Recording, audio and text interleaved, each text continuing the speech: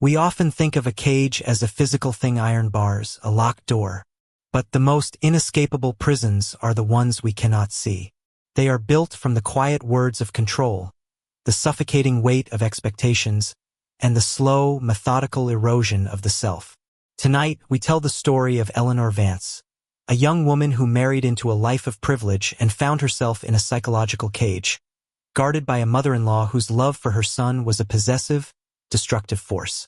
This is the story of Eleanor's desperate bid for freedom, a deadly escape where the act of leaving was the most dangerous thing she could do. The ending will haunt you. Before we unlock the door to this tragic tale, please take a moment to subscribe to our channel and click the notification bell. You are an essential part of our community, and we don't want you to miss a thing. Eleanor's first impression of Blackwood Manor was one of awe. It wasn't a house.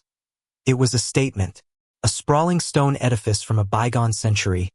It stood sentinel on a hill overlooking the sleepy town of Northwood, wrapped in acres of ancient, manicured gardens. It was the ancestral home of her new husband, Robert, and to Ellie, who had grown up in a series of cramped, anonymous apartments. It felt like stepping into the pages of a classic novel. It was the physical manifestation of the security and belonging she had always craved. Her mother-in-law, Margaret Vance, was as formidable and immaculately preserved as the house itself. She greeted Eleanor not with a warm embrace, but with a cool, appraising inspection, her sharp blue eyes scanning Ellie from head to toe. Her smile was a perfect, blood-red line that conveyed politeness but offered no warmth.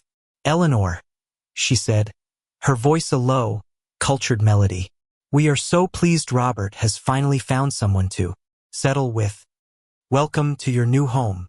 The word home felt wrong from the very beginning. Blackwood Manor was not a home. It was a museum, and Margaret was its curator. Every object had its place. Every moment of the day had its prescribed rhythm. The air was still and heavy, scented with lemon oil and the faint, papery smell of history. The portraits of Vance's ancestors that lined the grand hallway watched her with severe, judgmental eyes. Ellie felt less like the new lady of the manor and more like a new, uncatalogued acquisition, one that Margaret was not yet sure was worthy of the collection. The control began subtly, disguised as helpfulness. On their second day, Ellie was unpacking her personal belongings in the master suite, a cavernous room with a large bay window. She placed a small, framed photo of her late parents on the nightstand. An hour later, she returned to find it gone. She found it in a drawer, wrapped in tissue paper. "Oh, darling," Margaret said when Ellie asked, her voice dripping with false sympathy. "I saw that and thought it must be so painful for you to look at every day, what with them being gone. I put it somewhere safe for you." She had taken a piece of Ellie's past and hidden it away, all under the guise of kindness. Robert, her dear, loving Robert, was utterly blind to it. "That's just how she is, Ellie Bell," he'd say, using his pet name for her, a name that sounded sweet from his lips and cloying when his mother repeated it. "She's just trying to make you comfortable. Her whole life has been dedicated to this house, to this family. She just needs time to adjust." But Margaret wasn't adjusting. She was assimilating. She would enter their bedroom without knocking to drop off fresh towels, her eyes taking in every detail. She rearranged the books on Ellie's shelves, moving her beloved, dog-eared paperbacks to the back and bringing leather-bound classics to the front. "It just looks more cohesive this way, don't you think?" she'd say. She was rewriting Ellie's identity one small, insignificant detail at a time. The kitchen was Margaret's undisputed territory. Ellie had always loved to cook, finding a creative outlet in experimenting with flavors. She offered to make dinner one night. Margaret's smile tightened. "Oh, that's sweet, dear, but you're still a guest. Besides, Robert has such a particular palate. I know exactly what he likes. You just sit and relax." Ellie was relegated to the status of a child, a guest in her own marriage, while Margaret reinforced her position as the sole provider of her son's comfort. The psychological cage began to take shape. It wasn't built of insults or arguments. It was built of 1,000 tiny, patronizing gestures. It was the way Margaret would helpfully point out a barely visible stain on Ellie's blouse just as they were about to greet guests. It was the way she would subtly correct Ellie's grammar at the dinner table. It was the way she would tell long, elaborate stories about Robert's childhood. Stories that always ended with a look that said, "You will never know him the way I do." Robert remained her unwitting jailer. He loved her, she knew he did. But he was a product of this house, of this woman. He had been breathing this controlled, rarefied air his whole life. To him, his mother's manipulations were invisible, as natural as the weather. When Ellie tried to explain how Margaret made her feel small, incompetent, Erasity would get a pained look on his face. "You're being too sensitive, honey," he would say. "She's just trying to help. She loves you because I love you." But Ellie knew with a cold, growing certainty that Margaret didn't love her. She saw Ellie as a rival, an invasive species in the carefully cultivated garden of her son's life. And she was a very, very patient gardener. She was not going to tear the weed out by its roots. She was just going to patiently, methodically block its access to the sun until it withered and died on its own. The turning point came 6 months into the marriage. Ellie was an artist, a painter. It was the one part of her soul she had managed to keep sacred. Robert, in a rare moment of standing up to his mother, had insisted on converting a small, sunlit room on the second floor into a studio for her. It was her sanctuary. One afternoon, she was working on a large canvas, a vibrant, abstract piece full of the color and life she felt was draining out of her. She was finally feeling a spark of her old self. She left to get a cup of tea. When she returned, not 10 minutes later, a can of turpentine had been knocked over, its contents spilling across the floor and splashing onto the bottom of her canvas. The vibrant colors were now a smear of muddy, bleeding ruin. Margaret was standing in the doorway, a look of theatrical horror on her face. "Oh, my dear child," she exclaimed. "I just came in to open a window for you. The fumes were so strong and my sleeve must have caught on the table. Oh, I am so dreadfully clumsy. Look what I've done to your project." Ellie stared at the ruined painting, then at the can of turpentine, then at Margaret.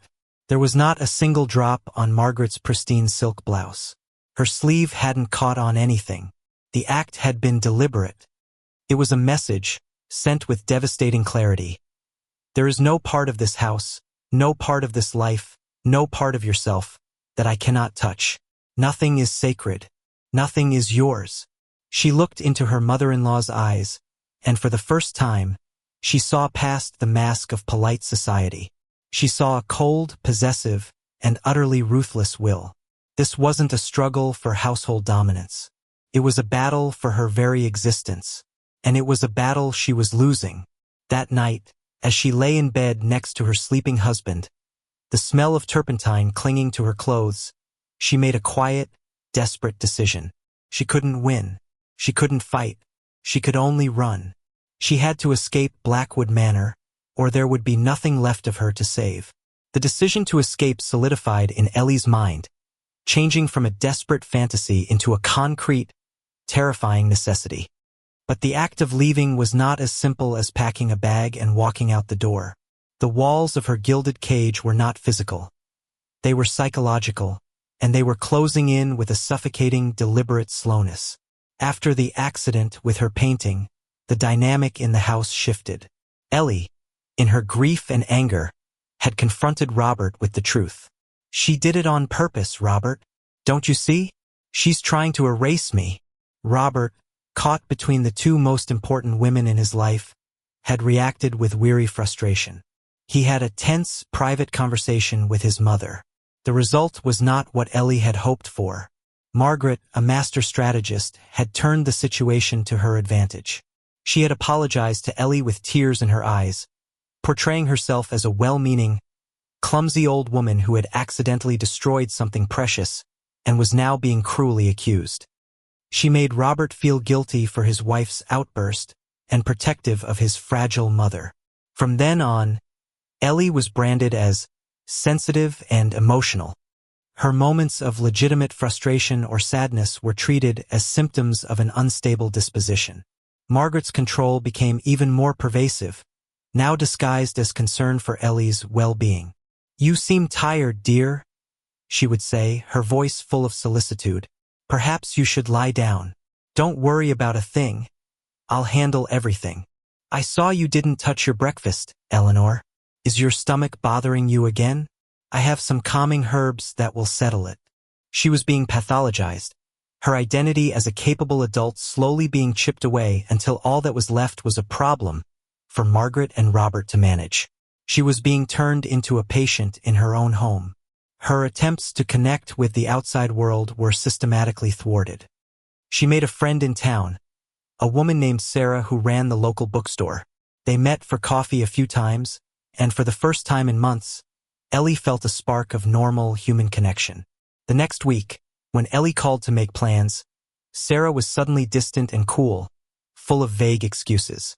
Ellie later learned, through a piece of overheard town gossip, that Margaret had paid a visit to the bookstore. She hadn't threatened Sarah. She had simply expressed her deep concern for her new daughter-in-law, mentioning her fragile nerves and her tendency to get overwrought. She had gently suggested that perhaps it would be best for Eleanor to have a quiet period without too many social engagements. Margaret had poisoned the well, painting Ellie as a volatile charity case, effectively isolating her from her only potential friend. Her lifeline, her art, was also severed. After the turpentine incident, Robert, in a misguided attempt to keep the peace, had suggested she take a break from painting. "Just for a little while, Ellie-Belle," he'd pleaded, "until things settle down. It seems to be a source of stress for you." The one thing that was hers, her sanctuary, was now deemed a source of stress and locked away. The studio became a silent, sun-drenched room, her blank canvases leaning against the wall like tombstones. Margaret's surveillance became more overt. Ellie would be writing in her personal journal, only to look up and find Margaret standing silently in the doorway, a feather duster in her hand, her eyes missing nothing.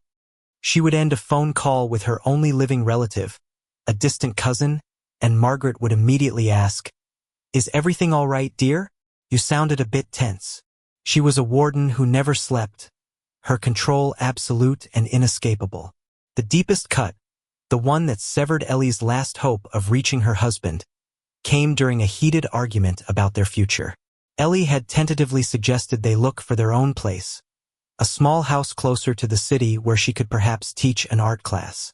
"This is our place, Ellie," Robert had said, a look of genuine confusion on his face. "This has been my family's home for 200 years. Why would we ever leave?" "Because I'm suffocating here, Robert," she had cried, the words tearing out of her. "Because your mother is controlling every aspect of our lives. I have no friends, no art, no identity. I'm disappearing." Robert's face had hardened. "My mother gave up her entire life for me, for this house. She's lonely. She's just trying to be a part of our lives. And all you can do is criticize her. Maybe the problem isn't her, Ellie. Maybe it's you. Maybe you're just not grateful for what you have." That was the moment she knew her marriage was a casualty of Margaret's war. Robert was not her partner anymore. He was his mother's mouthpiece. He was using Margaret's words, seeing Ellie through Margaret's eyes. The gaslighting was complete.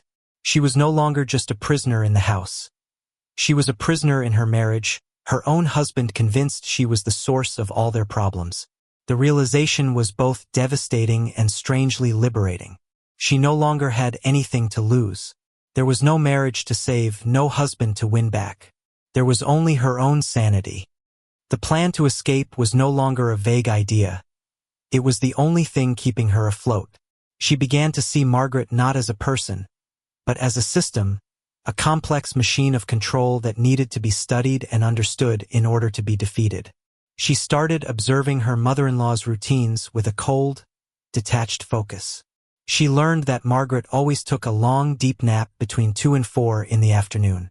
She learned that the old groundskeeper, Henry, was hard of hearing and rarely paid attention to the cars coming and going. She learned that Margaret kept a spare key to the main safe, where she stored emergency cash, hidden in a hollowed-out book in the Libraria book on military strategy, of all things. She found a small, old-fashioned locket that had belonged to her mother. Inside, She placed a tiny, folded-up photograph of herself from before she was married, a picture of a vibrant, smiling young woman with paint on her cheek. She wore it under her clothes at all times.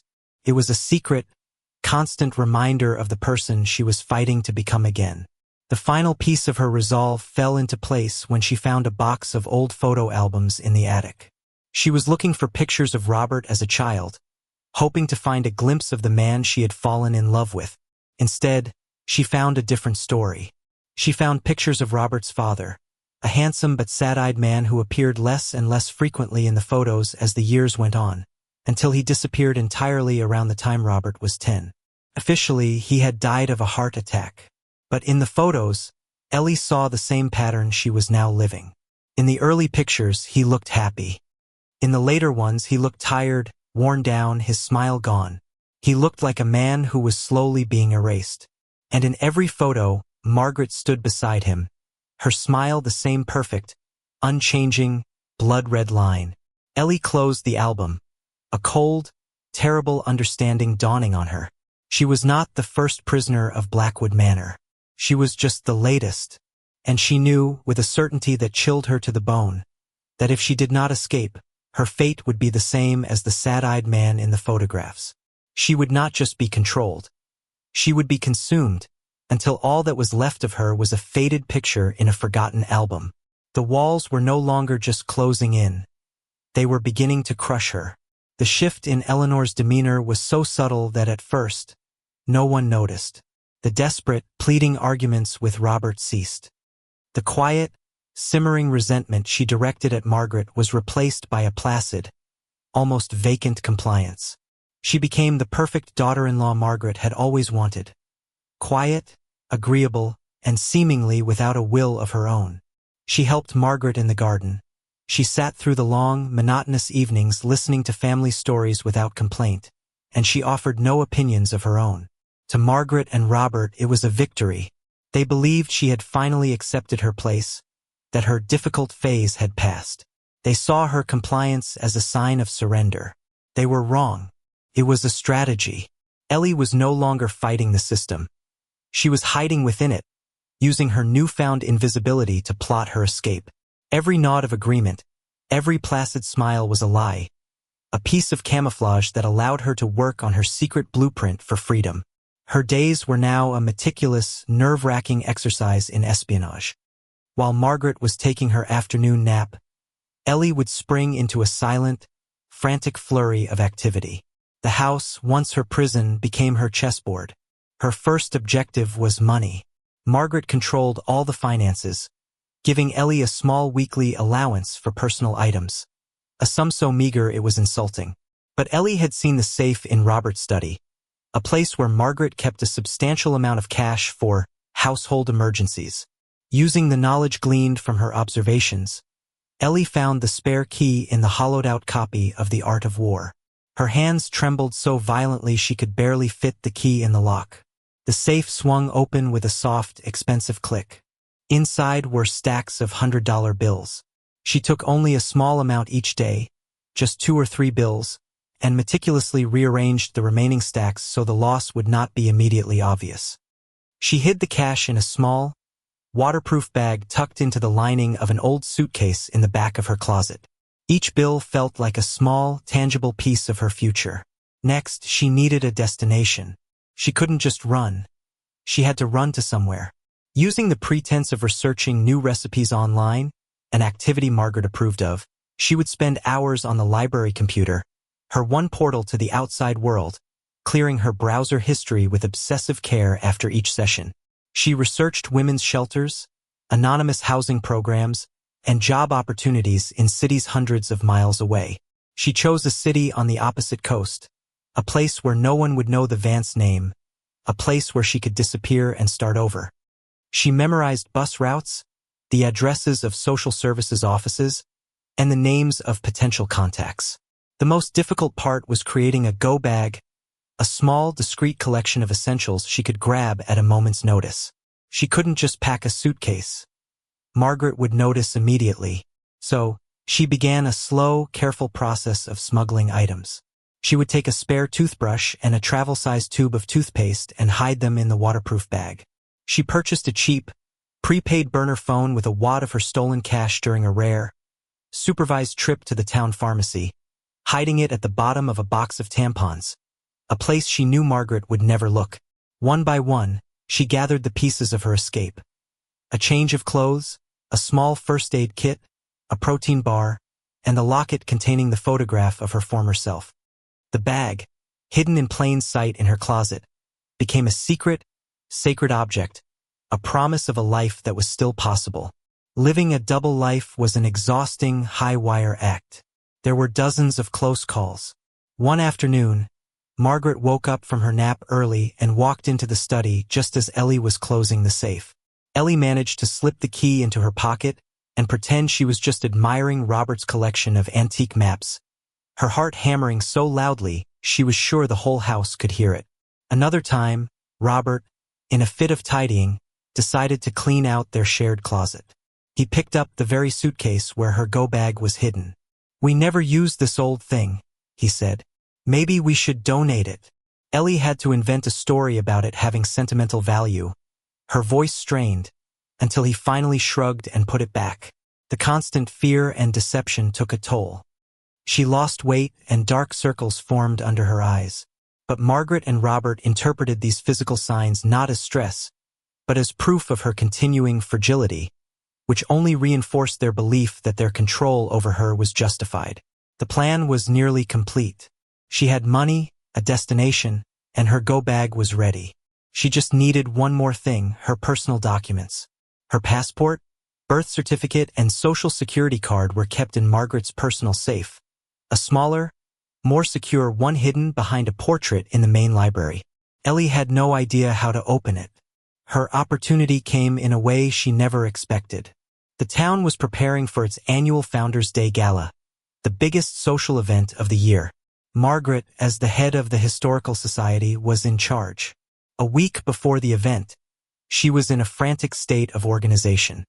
She needed to access some of the town's historical documents, which she kept in the safe along with her own valuables. Ellie watched, her heart in her throat, as Margaret spun the combination dial. She pretended to be dusting the bookshelves nearby, but her eyes were fixed on Margaret's hands, memorizing the sequence of turns. Right to 27, left past 27 to 54, right to 12.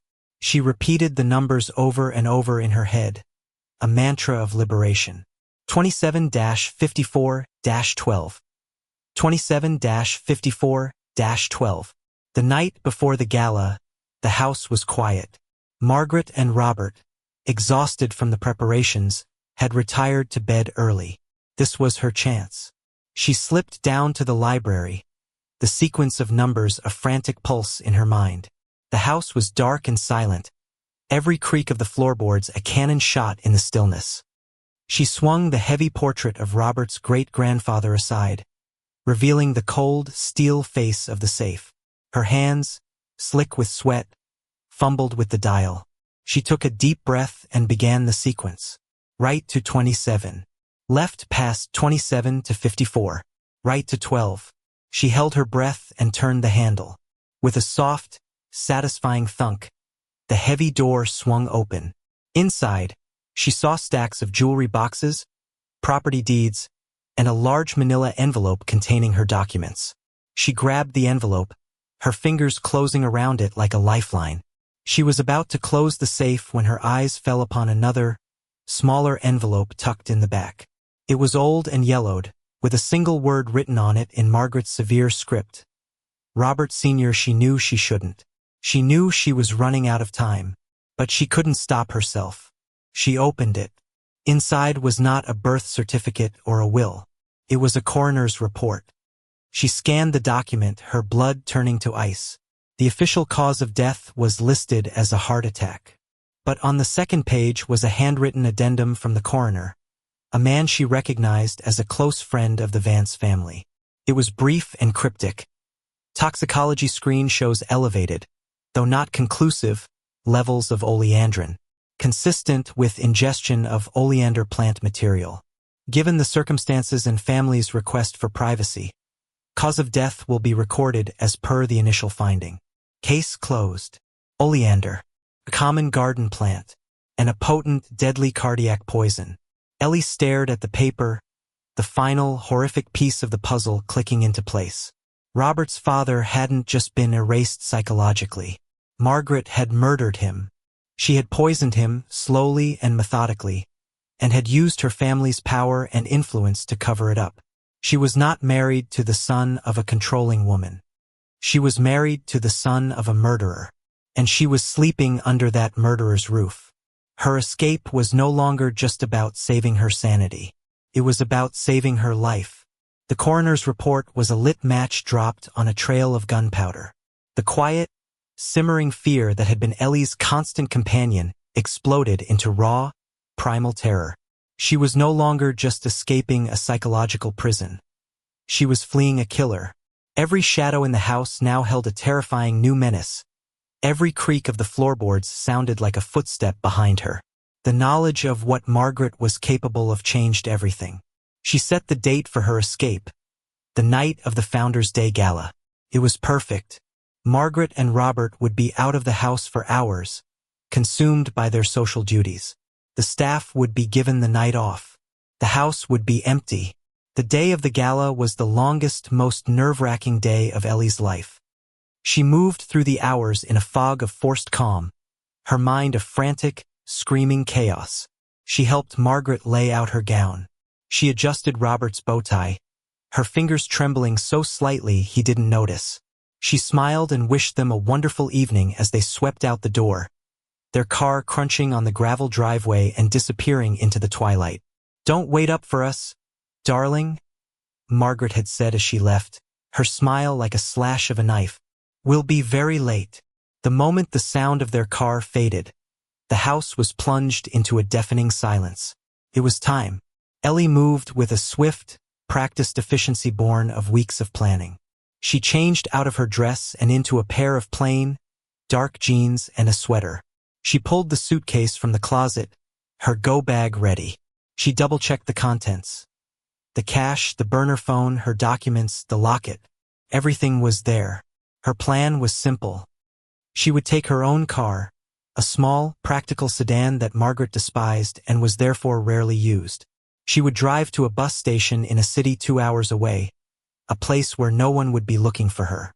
She would abandon the car, buy a ticket with cash, and disappear into the anonymous river of humanity.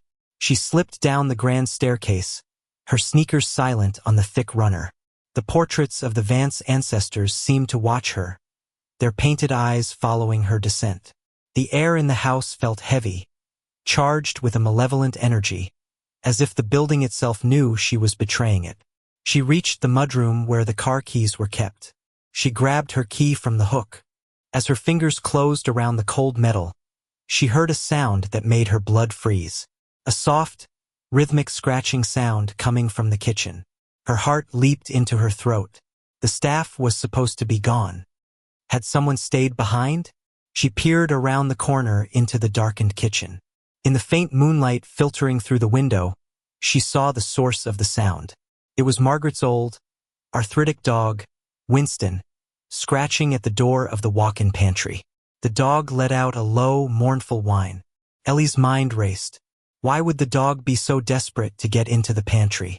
A terrible, cold curiosity, stronger than her fear, took hold of her. She knew Margaret kept the pantry locked, but there was an old skeleton key that hung on a hook nearby. On a wild, terrifying impulse, she took the key and fitted it into the lock. The door swung open, and a wave of cold, musty air washed over her. The pantry was deep and dark. She fumbled for the light switch, a single, bare bulb flickering to life. And then she saw it. Tucked away behind sacks of flour and potatoes was a large, antique chest freezer. It was not a model she had ever seen Margaret use for food storage. A thick, industrial-looking padlock secured the lid. Winston whined again, scratching at the side of the freezer. A deep, primal dread seized her. She knew she should leave. She knew she should run and never look back. But she had to know.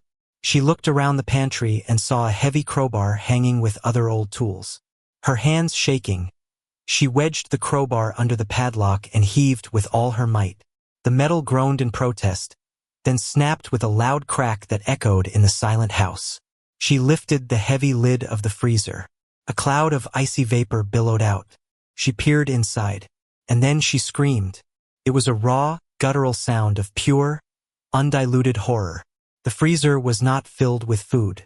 It was filled with carefully labeled, plastic-wrapped packages of various sizes. But through the condensation on one of the packages, she could see what was inside. It was a human hand, pale and frozen, a simple gold wedding band still on one of the fingers. Her eyes scanned the other packages. She saw the familiar, sad-eyed face of Robert's father, his features perfectly preserved by the cold, his eyes staring blankly up at her. He hadn't been buried. He was here. He was Margaret's secret. She stumbled back, a strangled sob escaping her lips. This wasn't just murder. This was something far more monstrous, a grotesque trophy collection, a testament to Margaret's ultimate, eternal control. The sound of a car on the gravel driveway shattered the silence. Panic, absolute and blinding, seized her. They were back. Margaret and Robert. Something must have gone wrong. They had forgotten something. They had come back for her. She slammed the freezer lid shut and scrambled out of the pantry, not even bothering to lock it. She ran, her carefully constructed plan dissolving into a blind, desperate flight. She burst out the back door and into the cold night air, not even heading for her car, which was parked at the front of the house. She just ran, plunging into the darkness of the manicured gardens, the manicured trees of the estate. Headlights swept across the back of the house as the car pulled around to the garage. She could hear the engine cut out, the sound of car doors opening. "Eleanor." It was Robert's voice, laced with confusion. "Why are all the lights off?" She didn't wait to hear more. She ran deeper into the woods that bordered the estate, branches tearing at her clothes and skin. Her only thought was to put as much distance as possible between herself and that house, that freezer, that woman. She was no longer an escapee. She was a witness. And she knew, with a certainty that was as cold and hard as the frozen hand in the freezer, that Margaret would never, ever let a witness get away. The forest was a labyrinth of black trees and tangled undergrowth. Ellie ran with the desperate, adrenaline-fueled strength of a cornered animal, the sound of her own ragged breathing and the frantic pounding of her heart filling her ears. She could hear them behind her, their voices distant but clear on the cold night air. Robert was calling her name, his voice a mixture of confusion and concern. But it was Margaret's voice, sharp and commanding, that cut through the darkness and spurred her on. Spread out. She couldn't have gone far. Check the road. She burst out of the woods and onto the dark, winding country lane that led away from the estate. The gala. The town. Everyone was at the gala. The road was deserted. Her lungs burned, and the pain in her ankle from her desperate jump was a sharp, throbbing agony. But she didn't stop. She ran down the center of the asphalt, a lone, terrified figure under the cold, indifferent light of the moon. She glanced over her shoulder. In the distance, she saw the sweeping beams of a car's headlights as it pulled out of the long driveway of Blackwood Manor and turned onto the road, coming towards her. They were coming for her. Panic gave her a final, desperate burst of speed. She rounded a sharp bend in the road, her sneakers slipping on the loose gravel of the shoulder. Just ahead, another set of headlights appeared, coming towards her from the opposite direction. It was a car coming from town, perhaps someone leaving the gala early. It was a chance. It was help. She ran towards the oncoming headlights, waving her arms frantically, her mouth open in a scream that was lost in the sound of the approaching engines. The car from town slowed, its driver clearly confused by the sight of the disheveled woman in the middle of the road. Behind her, the car from the manor was closing the distance with terrifying speed. She could hear the high-pitched whine of its engine. It wasn't slowing down. It was accelerating. Everything happened in a horrifying, drawn-out moment of surreal clarity. Ellie stood frozen between the two sets of headlights, a deer caught in the glare. She saw the confused face of the driver in the car before her. She glanced back and saw the grim, determined silhouette of Margaret behind the wheel of the other car. There was no Robert. It was just Margaret, the driver from town. Seeing the car behind Ellie speeding towards them, finally understood the danger. He swerved violently to the right, his tires screeching in protest, trying to avoid a head-on collision. But Margaret didn't swerve. She held her course, her eyes fixed on Ellie, her car a missile with a single unchangeable target. Ellie had nowhere to go. To her left was a steep, wooded embankment. To her right was the other car, now skidding sideways across the road. She had a split second to understand Margaret's cold, brilliant, and monstrous calculation. It wasn't just about catching her. It was about creating chaos. It was about creating an accident. The impact was a deafening explosion of shattering glass and shearing metal. Margaret's heavy sedan sideswiped the other car, but its primary target was Ellie. The bumper caught her with a sickening, final thud, throwing her through the air like a rag doll. She landed in a crumpled heap on the gravel shoulder, the world dissolving into a vortex of searing pain and then a profound and merciful darkness. The aftermath was a scene of calculated confusion. By the time the first police car arrived, summoned by the driver of the other car who had survived with minor injuries, Margaret Vance was the picture of a distraught, grieving mother-in-law. She claimed that she and Robert had returned home early from the gala to find Eleanor in a state of hysteria. She had run from the house for no reason, and Margaret, fearing for her safety, had followed in her car, trying to get her to come home. She claimed that Eleanor had tragically and inexplicably run directly into the path of her car. It was a terrible, terrible accident. The other driver, disoriented and traumatized, could only confirm that the woman had been in the road and that the other car had been going very fast. The case fell to a seasoned, weary detective named James Corbin. He listened to Margaret's story, his face impassive. He surveyed the scene, the skid marks, the position of the cars, the tragic final resting place of Eleanor Vance. He walked the grounds of Blackwood Manor. He found the unlocked pantry, the snapped padlock on the freezer. He opened it, but it was empty. The contents were gone. The inside of the freezer had been scrubbed clean with bleach, its faint, antiseptic smell the only thing to greet him. There was no proof of anything. Robert, broken and sedated, corroborated his mother's story.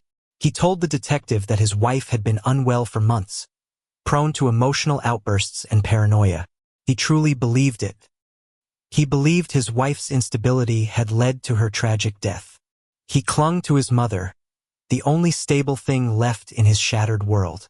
The official report ruled Eleanor Vance's death an accident, a tragic consequence of a mental health crisis. Case closed. The town of Northwood mourned the beautiful, troubled young woman who had married into their most prominent family. Months later, Detective Corbin, unable to shake the feeling that something was profoundly wrong, drove out to Blackwood Manor one last time. He found Margaret in the garden, calmly pruning her roses. She offered him a glass of iced tea, her composure perfect, her eyes as cold and clear as a winter sky. "It's been so difficult for Robert," she said, her voice a soft murmur of maternal love. "But we're healing. The house is finally quiet again. It's back to the way it should be." As Corbin was leaving, he glanced up at the house. In the window of what he knew had been Eleanor's art studio, he saw a new set of pristine, white curtains. The room had been scrubbed clean just like the freezer. It was as if she had never been there at all. He drove away from the manor. The image of Margaret's serene, triumphant smile burned into his mind. He had no evidence, no witnesses, nothing but a gut feeling and the ghost of a terrified woman. He knew, with a certainty that would haunt him for the rest of his career, that Eleanor Vance had not died by accident. She had been erased. Her deadly escape had failed.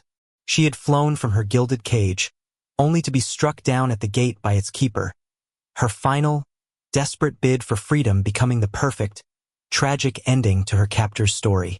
The silence that now filled Blackwood Manor was not the silence of peace. It was the echo of a victory,